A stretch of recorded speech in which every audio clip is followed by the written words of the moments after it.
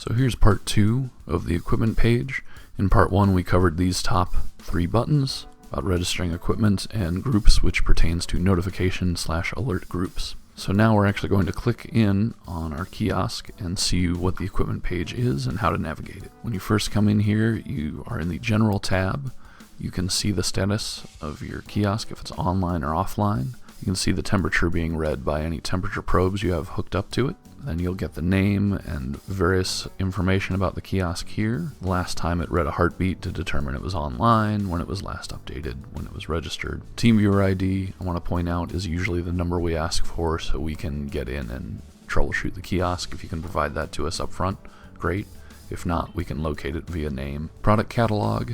Again, you can, this is the catalog that's assigned to the kiosk. If you ever need to change that catalog, you can hit the pencil button and select any other catalogs you have or move it to none. You can also search via name. I'm not going to make any changes to this though. Quick actions. This is the various things you can do here. You can delete the equipment. Wouldn't recommend it, but it's an option offered. As you see when you click it, you have to type agree in the box and then it will remove it completely. Again, wouldn't recommend it since most of the time you're going to be changing the product catalog when you move this to some other location, and you'll be changing the location as well. You'll only delete this if you absolutely know it's been removed from your inventory and you're never going to see it again. Export products. This will export a list of all the products that are associated with this product catalog. You can export that to Excel. You can also open this product catalog here, and this will show you a list of all the products. You can search if you're looking for a certain type of item and verify that it's in your catalog. Export sales. When you click on this, it'll allow you to export the sales from a week, 14 days, or 30 days. There's also a much more elaborate way to search for sales in the sales portion of the FMS website, but this is just a quick way to get the sales off of a specific piece of equipment. Then when we come down to remote control, you'll see you can soft reboot, hard reboot, and data sync. If you click on each of these, they'll give you thorough instructions, but soft reboot basically reboots the kiosk after 5 minutes. Hard reboot reboots the kiosk immediately. And data sync will resend any information. It's akin to pressing the get products button at the kiosk level, but now you can do it in FMS.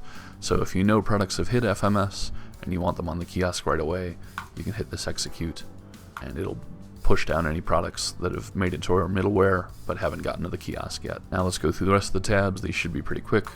Groups will show you the various alert and ad groups that are being assigned to the kiosk currently. You'll recall in the last video we made a test setup, so I could turn that on. If I clicked it and hit save, I could turn it off by doing the same thing. Location is going to be pulled down from your VMS, where we'll geomap the location of your kiosk, and this is how we trace the weather conditions that we put on the top left of the kiosk screen itself. If you ever are moving the kiosk and you've imported other locations, you can change. As you see, I don't have any other locations, but you can do that if and when it comes time to move the kiosk elsewhere. Alerts is going to bring up a list of the alerts that are specific to this piece of equipment, so we can search if we want to for any kind of specific alert. We can export if we want. Cache, this is going to show all the cache collections that have been posted. This is when someone goes to the kiosk, triggers the operator menu, and hits the get cache button. So as you can see, nothing's been collected cache-wise here, but if we hit browse cache collection, we'll see the whole history, and we can hit the plus sign to break out more specifics if we want. We can export that as well. Reloads pertains to the amount of cash or credit that have been loaded onto loyalty cards, and you'll see the amount and the type and the date, and you can sort using these arrows just as with anything else in FMS. Sales is the amount of sales. It'll appear in graph form. You can click on a range to see, the ups and downs. You can also browse sales over here, and again click the plus sign to get more details and export it if you wish. UI, this is the tab that is going to show you any advertisements that are currently associated with the kiosk. Again, if you don't want these here, you can go back to groups and find your ad groups and turn it off if you want. Or you can go into ads itself and edit them as need be. This is meant to just show you what is going to be displaying on the kiosk. And then the other big feature here is this is where you add your hot buttons. So if you want to add a hot button, you'll click add a hot button. You'll find a product.